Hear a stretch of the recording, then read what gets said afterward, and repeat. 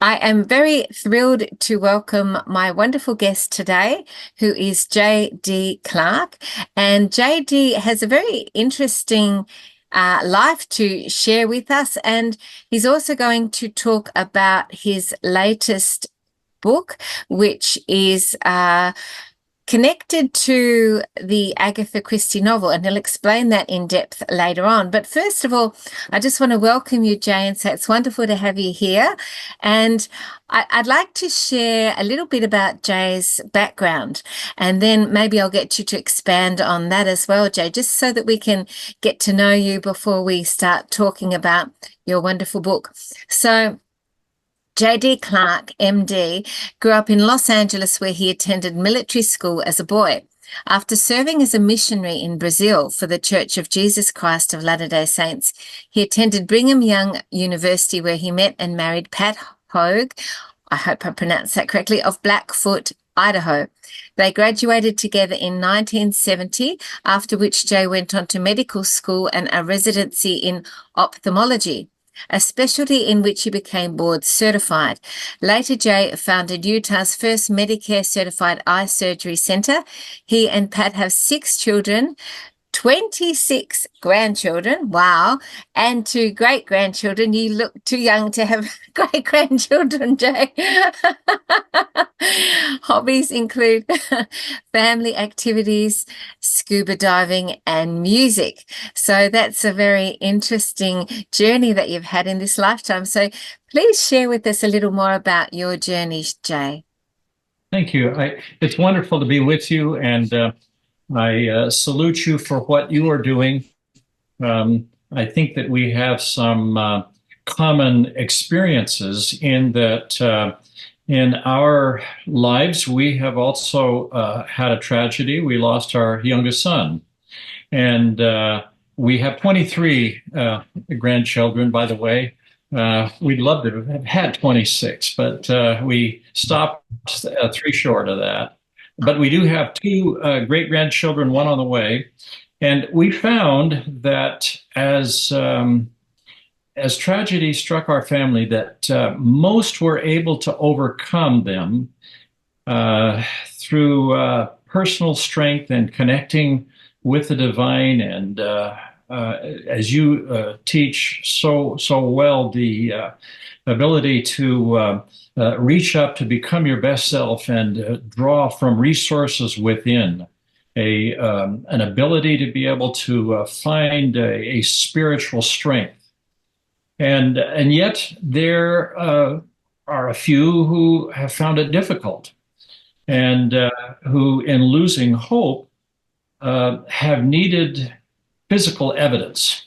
And so that's what this book is about.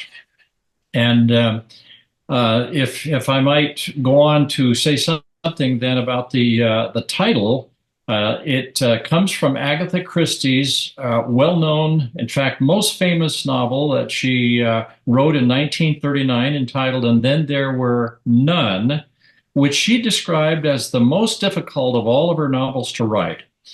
It became the single most popular mystery book of all time, and Publications International lists it as 6th most popular book of all, with over 100 million copies sold.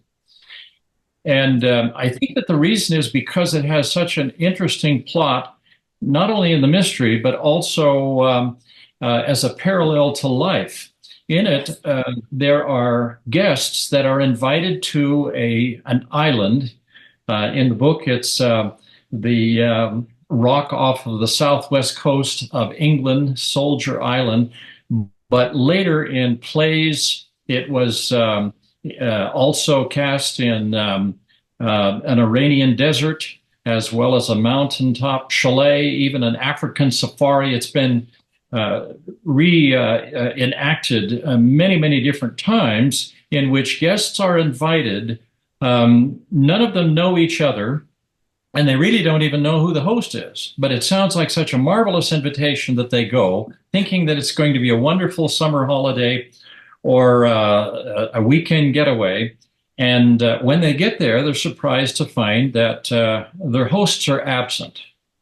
There is a butler and there is a cook slash housekeeper who says that they've received instructions to introduce them to the rooms and to enjoy themselves. And then it isn't until after a delicious dinner that a recording is made and they realize that they have been invited there to be murdered. Mm, gosh. And so suddenly enjoying all of the amenities of this beautiful island changes to who is the host Mm, and how can I survive this ordeal? To make things interesting, there is a little uh, statue of 10 figures on the dining room table. And as each guest dies, one statue is broken off to keep score.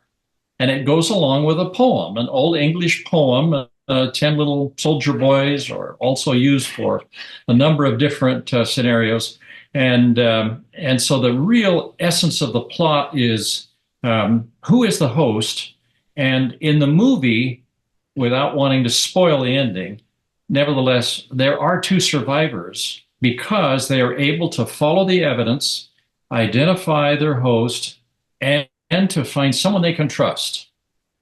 right. Well, I think a lot Yeah. of shows and on TV, the survival, they're sort of loosely based around that concept, aren't they? And then there's also, I know that there are these dinners and even in restaurants where they have these sort of nights where everyone takes a piece of paper and they're told what role they are to play, and that is enacted in that dinner. It's like a special event that's created in restaurants for people to go to and follow that sort of concept. So you can see its appeal has really spread in a lot of different ways. Yeah, indeed it is. Yeah.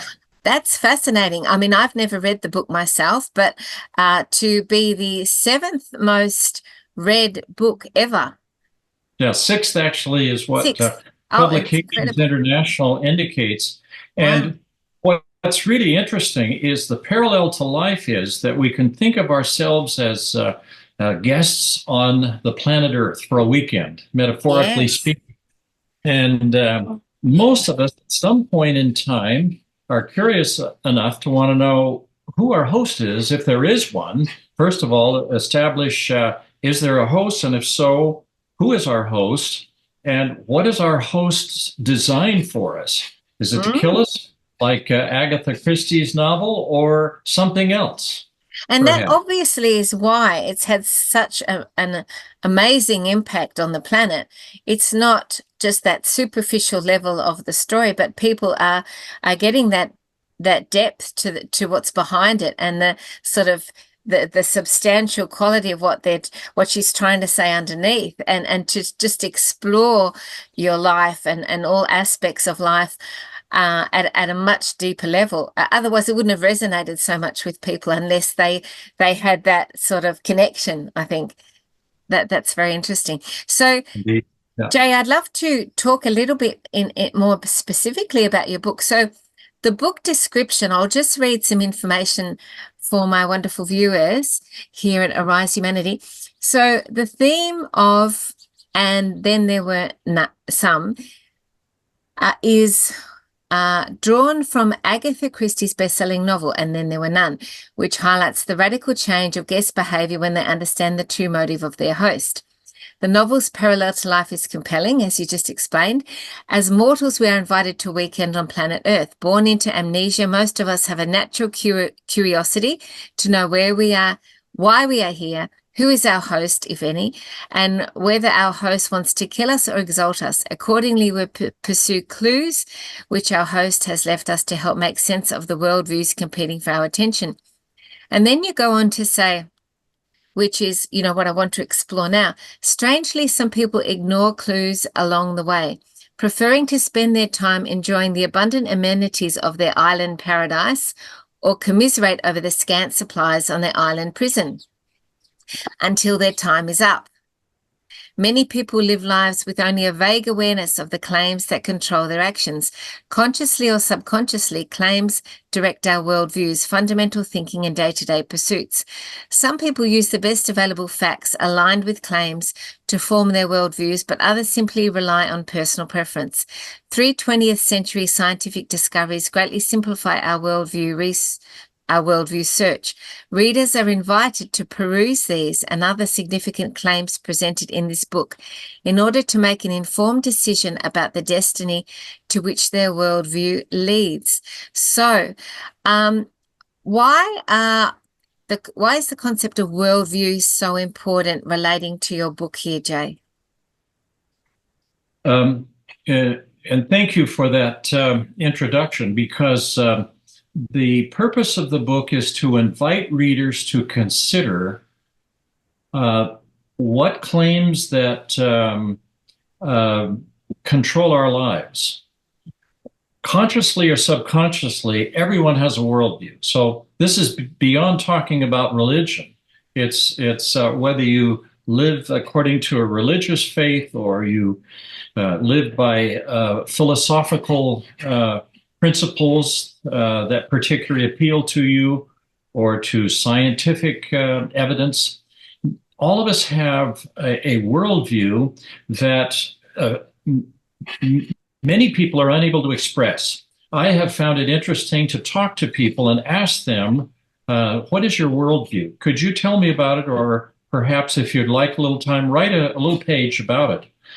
And I don't get a very good answer. In fact, it stumps them to even think. They can write about just about anything else that they're interested in, but ask them to describe their worldview, and they're stumped. And so I point out that really we should at least know what our worldview is, so that we know that if there are claims that are controlling us, we need to study them and know if in fact we agree with those claims consciously.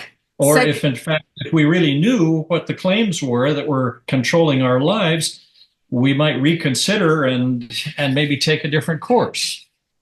Yes, it's all about becoming more self-aware, isn't it? So what is your own worldview? Just to give the listeners an idea of specifically what you're talking about, because, you know, like you say, they've probably unconsciously got one, but they haven't sort of like verbally expressed it. So tell us your worldview, and then that gives us a good, like, a template for how we can think about this.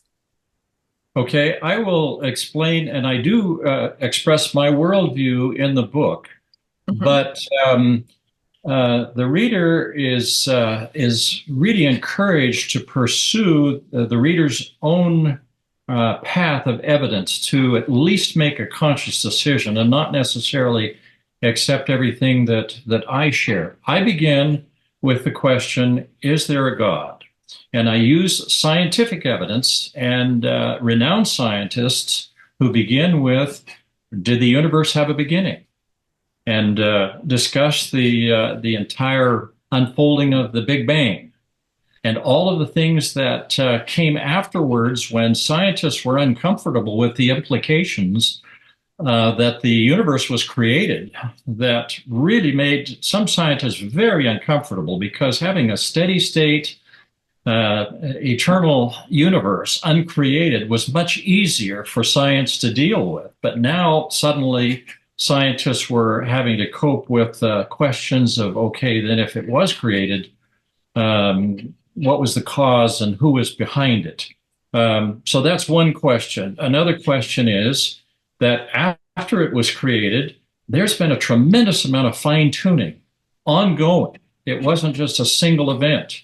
And a lot of references, I think I have 291 references plus scriptural references scattered throughout. But one, for example, that is used is that after the Big Bang, if the mass of the universe had been different by the weight of a dime, weighed either a dime more or less, the universe would have collapsed on itself, or galaxies wouldn't have formed, and there would be no life. So things have been so finely tuned along the way, and then finally life comes billions of years later. And it all came in an explosion called the Cambrian explosion. Some people call it the biological Big Bang about 530 million years ago. That is another tremendous evidence that there is evidence that there was an independent intelligence behind the creation of all of this. Yes. And that the fine tuning is much, much greater for the universe even than our own Earth. Far, far greater. And to think about all that went into the creation, fine tuning, and then the addition of life and genetic life forms billions of years later, we should ask ourselves at least, what is my own individual responsibility toward God? And number two, if God went to this much trouble to make it possible on this earth for life to exist, because it's not compatible on any other earth that we've found throughout the universe. We have just not found conditions that have been compatible with life, at least as we know it. If in fact God has gone to that much trouble to create this earth, what could be our purpose here? And in fact, it is a tremendous gift that is given to us that isn't just something that begins with our mortal birth and ends at our death. Absolutely, absolutely. It puts things in perspective of the fact that our life is so important, and that you don't really want to squander it and just, have a life that is less than your best potential, because it's like the divine, a higher power, whatever you want to call it, God, there's so many names in different cultures for this, but it is an energy that has created us for a divine purpose and reason. Otherwise, we wouldn't be here. It wouldn't exist. It's like, then the next question, as you say, is what do you then do with this energy, which is our energy, to make a difference, to improve the reality that we exist in, to contribute, and then it leads to all those types of questions. So Yeah. that sort of questioning is so important, I think, as you move along your spiritual path. So what do you think the book ultimately shares with the viewer that helps them to get a further exploration of this topic? Great question. After establishing the existence of God, the book goes into all of the worldviews as they present different types of gods that they worship. For example, pantheism, the religions of the Buddhism. I spent 2.5 years in Mongolia, came to love Mongolians. And how fascinating. Wow. They adhere to Tibetan Buddhism, and they have a marvelous culture there, as well as they have a wonderful connection, don't they, with nature and with the elements. They do. Mongolians. Yes. Now, in the believing of a pantheistic God who is coexistent with the universe, that does not explain a power behind the universe that could have created it. But nevertheless, there's one particular path, the 84,000 paths to enlightenment that Buddha talked about. There is one today called Falun Gong, or Falun Dafa, that is practiced by 70 to 100 million Chinese. Yes. And they have a book entitled Zhuan Falun, which was a bestseller in China until it was banned by the government in July of 1999, and became something of a tremendous threat to them. Yes. So that shows how powerful it was, because they were so persecuted by the government, which wanted control, because what they were doing was so empowering for the people, and the government clearly didn't want that because they wanted to maintain their control. So that directly shows how incredible the Falun Gong belief system or protocol is for people. Yeah. Indeed. Mm. But I move into the faiths of Judaism, Islam, Christianity. These all believe in a theistic God who created, continues to fine tune, and is compatible with an addition of life later on. And one of the things that is common to them is that of a God who has an opportunity to establish a covenant relationship with his children. Um, and that is that through God's commandments, that there can be an ability to be able to gain even greater power. In other words, we have to do certain things ourselves in order to qualify ourselves for that power, for that spirit. We Yeah. can't expect to be entitled to it by just living any way that we wish. Uh, Yes. Yes. and so I go through that, and one of the things that I do is we have the Bible, which is subject to different interpretations. But one thing that is interesting is to read the words of the ante-Nicene fathers. Now, these are disciples of the original apostles who have written 13 volumes that over the first 3 centuries after the Lord have talked about what they learned from the apostles and what, in fact, is going to be closer, at least in time, to help us understand things that might otherwise be obscure in the Bible. I liken it to a game that we played as children, some of us telephone, where someone has a secret and or a story that that person tells to the person next to you, and then that secret goes around in a circle. And then, of course, what's fun is to hear the last person tell what they know of the story. And of course, the difference is tremendous. Oh, we called it something a little different, Chinese whispers. Chinese whispers, yeah. That's another. Same game. Yeah, yes. And to a certain extent, we have that today, living 2,000 years after the life of Christ. Sometimes when we talk to each other, we're getting opinions that is down the line, but it's helpful not only to go back to the Holy Scriptures, but then to learn what some of the earlier disciples said, because things really changed in the 4th century when Constantine became a Christian.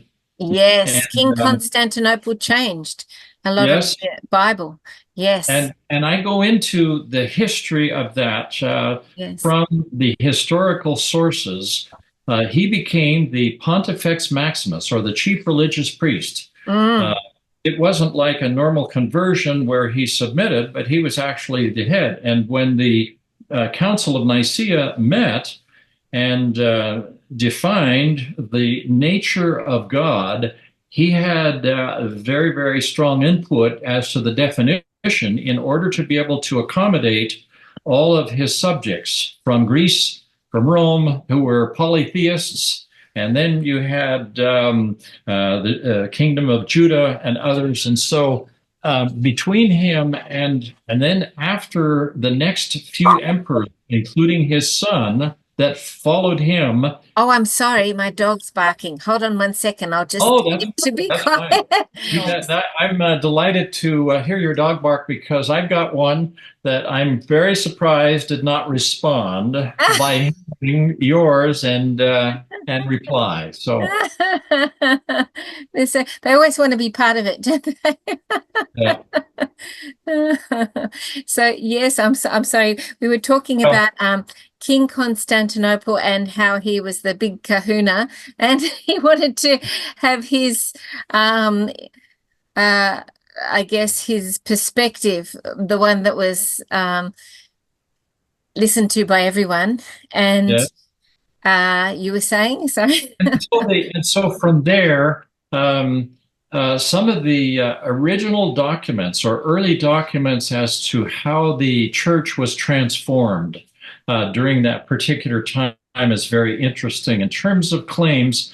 And I think that it's important for us to take facts as far as we can, and where they end, consider claims that are as close to those facts as we possibly can. Claims exist to address missing facts, but we look for them to be hopefully something that is the most plausible or near the most plausible answer rather than some convoluted answer. And so from that, we explore that into the Dark Ages, as we call it, and the tremendous changes in the church.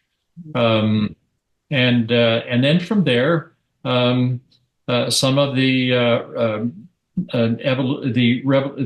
Protestant movements that took place in the 16th and 17th centuries. We explore that. This is my background from my paternal line. We're Baptist ministers, and I kind of discuss the interesting change that happened when people reached the point that they no longer believed in miracles that had been described from earlier ages.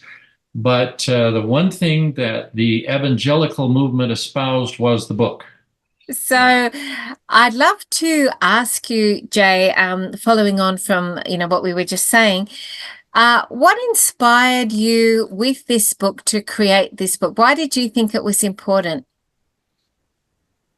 I think two reasons. One, I have always enjoyed meeting people of a different culture, language, background, ethnicity.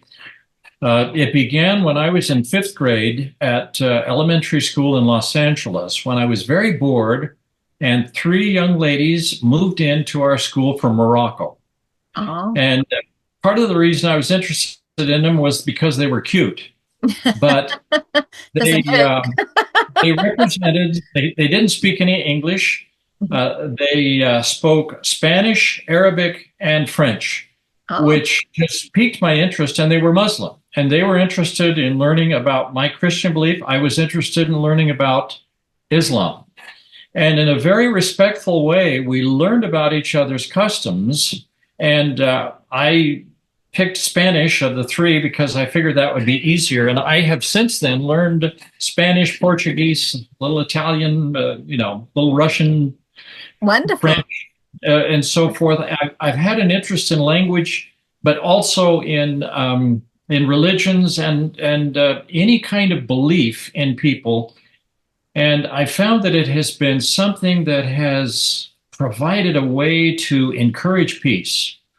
For example, a year ago, I was in Arabia and I was in Jeddah. And Jeddah is the gateway from which Muslims begin their pilgrimage to Mecca. And I saw fathers and sons on the airport bus, and knowing what they were doing and knowing a little bit of Arabic, and just seeing fathers and sons together and enjoying this experience together once in a lifetime enabled me to be able to establish contact and wonderful relationship with them that I wouldn't have had I just remained within my own sphere of interest. In 2008, Stephen Prothero wrote a book called Religious Literacy, in which he talks about the importance of us to know what other belief systems are. And he says, Europeans are generally very religiously literate, even though they're not religious people. And he said, Americans are very religious, but they're religiously illiterate.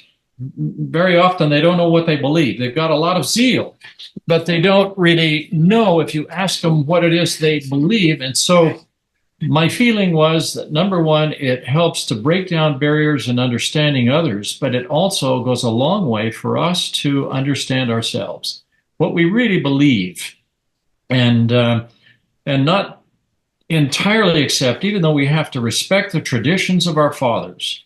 I think that's very important. But on the other hand, we need to be open and not just accept that or someone that we particularly admire, and so we accept that person's worldview, or decide that this is my lifestyle, and so I want to choose a worldview based upon the kind of lifestyle that I want to live, which may not be consistent with reality, with Yes, the or, actual or fact. necessarily moral.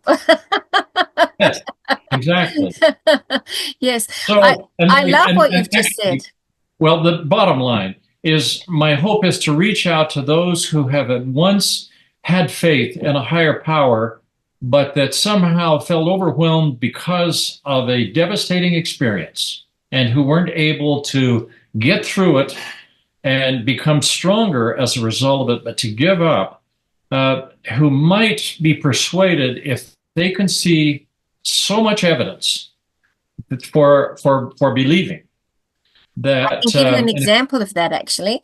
My yes, father was he was going to church, Presbyterian church, and he wanted to become an elder. He was invited and he wanted to become an elder because he thought, that sounded like a good thing to do. So he was on that path.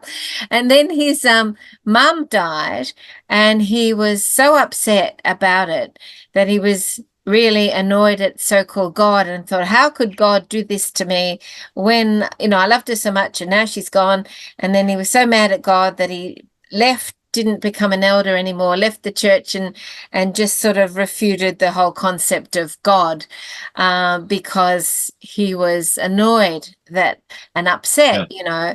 that his most dearly beloved mum was no longer with him. So that's sort of a bit of an example of what you're talking about. May I respond to that from the Sure. book and also personal experience? Yeah. Uh, as an ophthalmologist, of course, I treated a lot of myopia.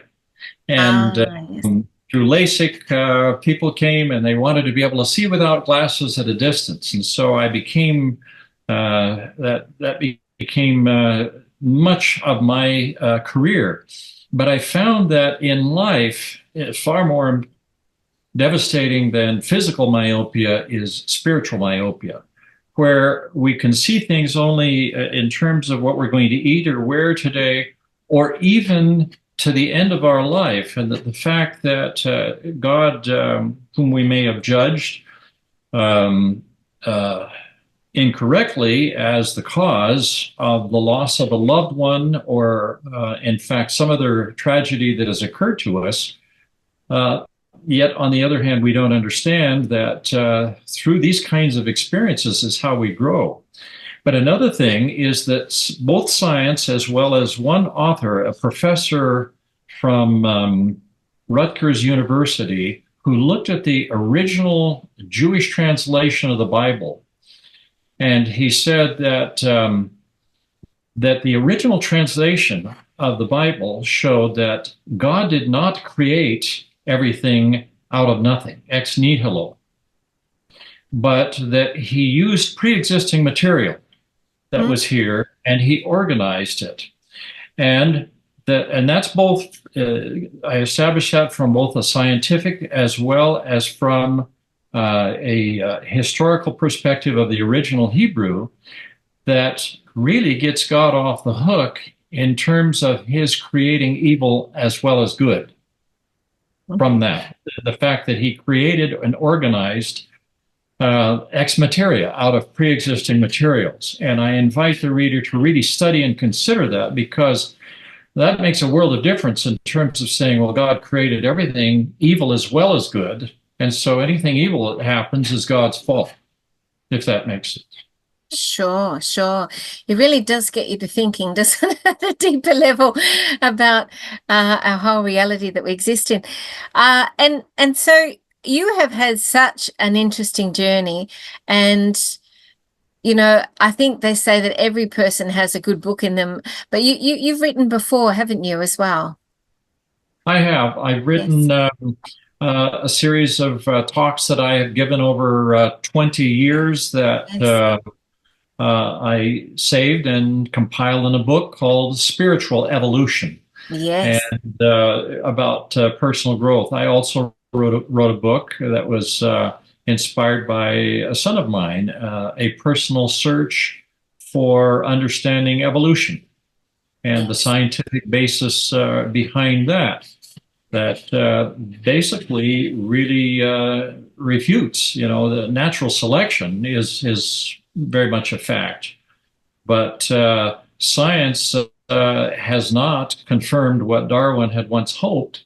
All of the fossil findings since the 165 years since Darwin wrote his book, The Origin of Species, has not confirmed what he had hoped, that there would be fossil evidence of a gradual progression from single cells to more complex all the way up. In fact, every reputed ape-man bone has been refuted by an expert in the field.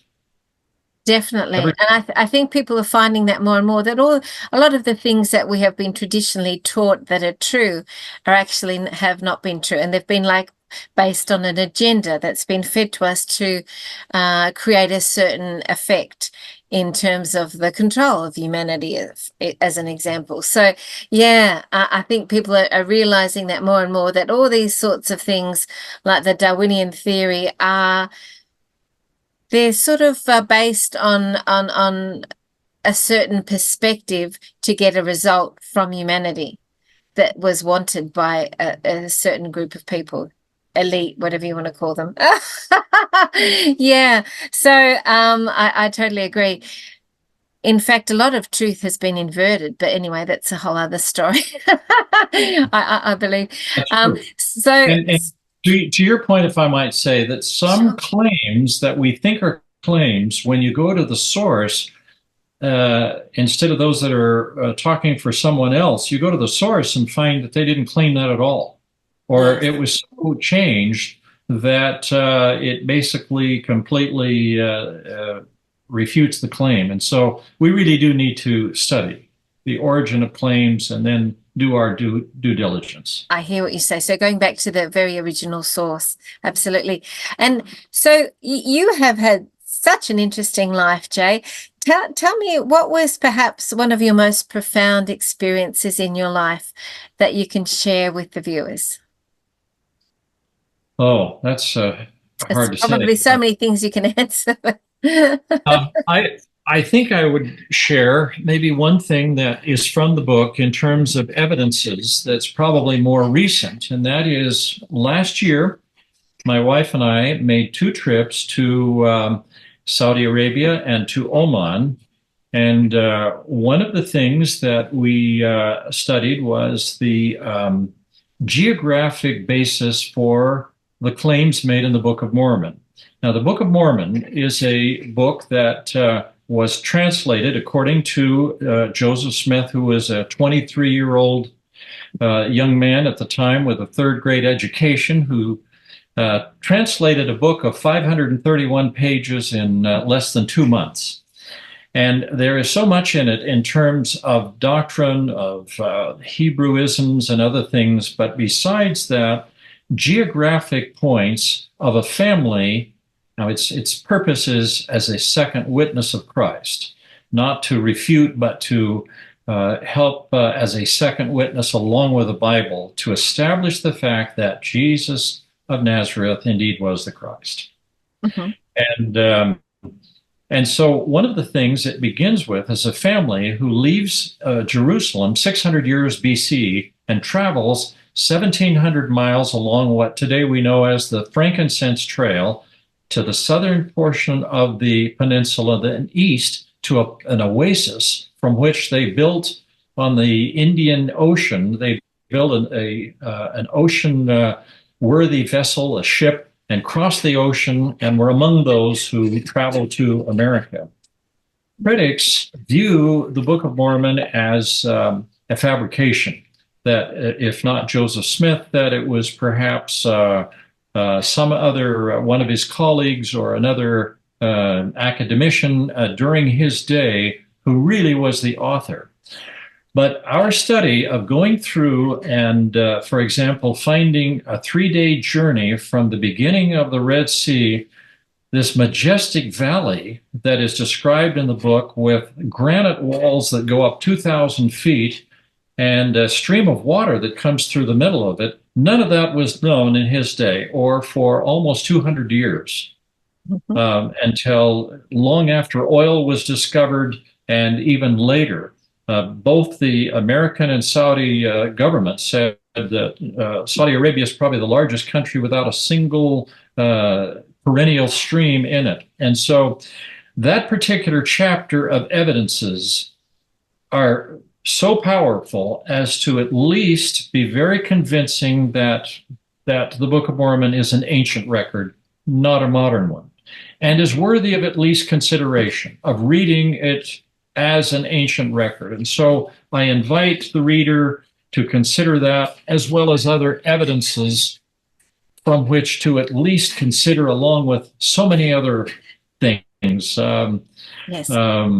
I think that was a tremendous experience that my wife and I had. We took two daughters in going to an area that was thought to be all desert, and then found in the Dhofar region of the southern coast of Oman a marvelous and beautiful area of fruit and wild honey and trees. And in fact, they had a shipbuilding industry 600 years BC, and they would have had the wherewithal to be able to show this family how to build a ship and so forth. And so I think it's a very interesting journey that one can take by reading that chapter. That's fascinating.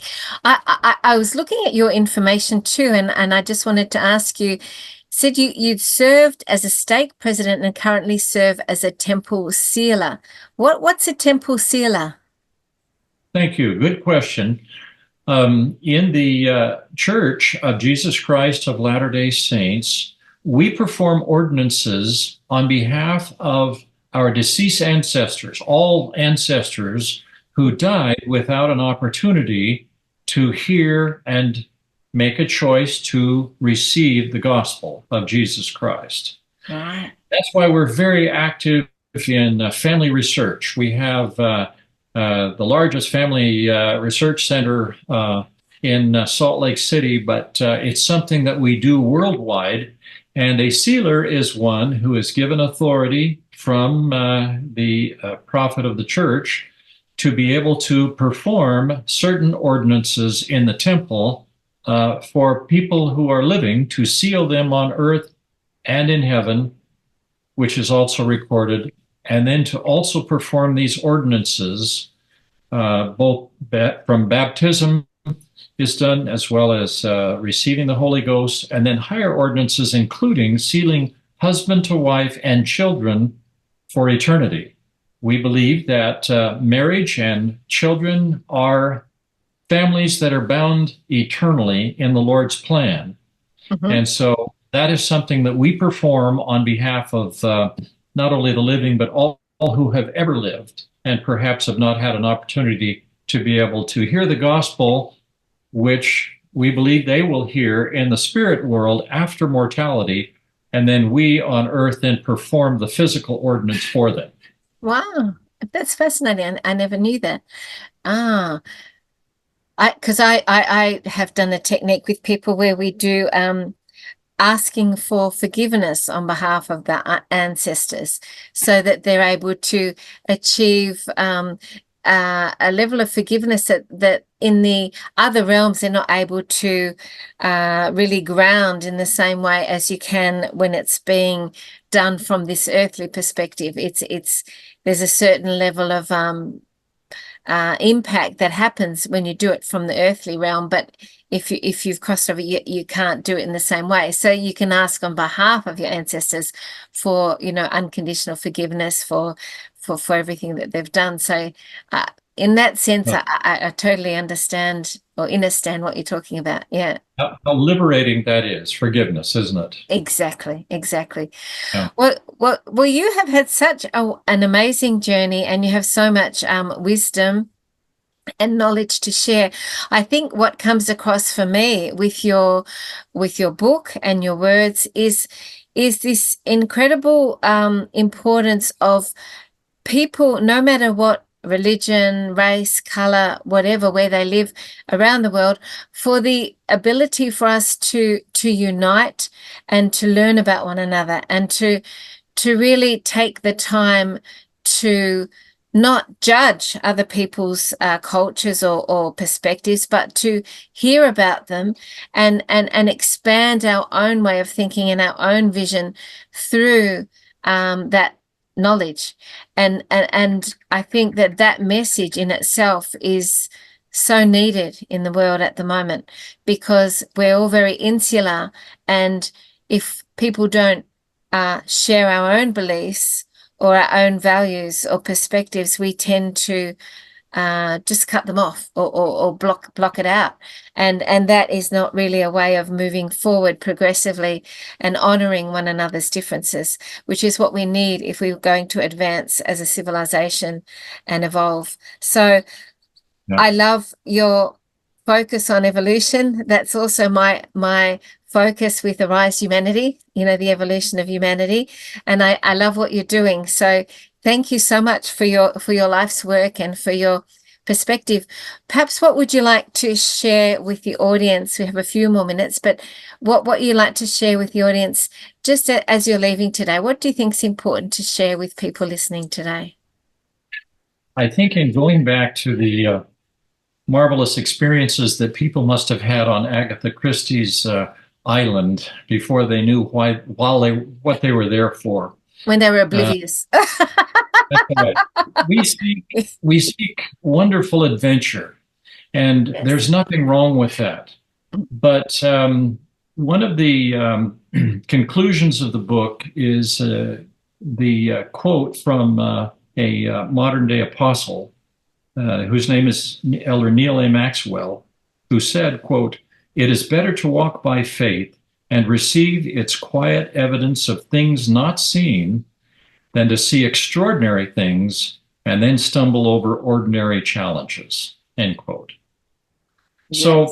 what you're doing in helping people to find their inner self, the deductive evidence of the Spirit is far more important than our having to go around and to try to figure things out abductively through evidence. And the book does take a detective perspective pretty much on everything and drawing the conclusions. But then as it comes to the conclusion, it says, once you've had enough of this physical evidence, then welcome to deduct land, the land in which you are able to no longer have any more proofs that are physical, but that you can now rely upon that power that comes to you through the Spirit. Yes. And so on that, we both are very, very much intertwined in our goals. Absolutely, absolutely. So the book that you can see here with the lovely cover is available on Amazon. Yes, and I've got the link below. So for anyone that would like to order the book, the link is below. And also, are people able to contact you if they're wanting to connect? Do you have an email that you can share with me there? Yes. Right. And also the book is available on audio book. I Yes. narrate myself, and I welcome any input, feedback, positive or negative. I am absolutely open to any discussion. My email address is jpatclark. That's spelled out. My name is Jay. My wife's is PATCLARK at gmail.com. At gmail.com. Okay, I'll put that up as we're talking across the screen. Oh, that's Thank fantastic. Thank you so much, Jay. It's been really wonderful to connect with you. And I just encourage people to explore your latest book and to also, go on that inner journey as you read it. And really, I guess to start questioning this experience that we all call life more, and asking the questions that make the life a much more interesting journey, because we have more meaning behind it, don't we, when we start asking these questions? So Indeed. yeah, Knowledge is power. That's it. Yeah. Thank you, Jay. Really wonderful to talk to you today. Thank you. Thank you. Wonderful to talk to you. Thank you. Best wishes to you. Thank you.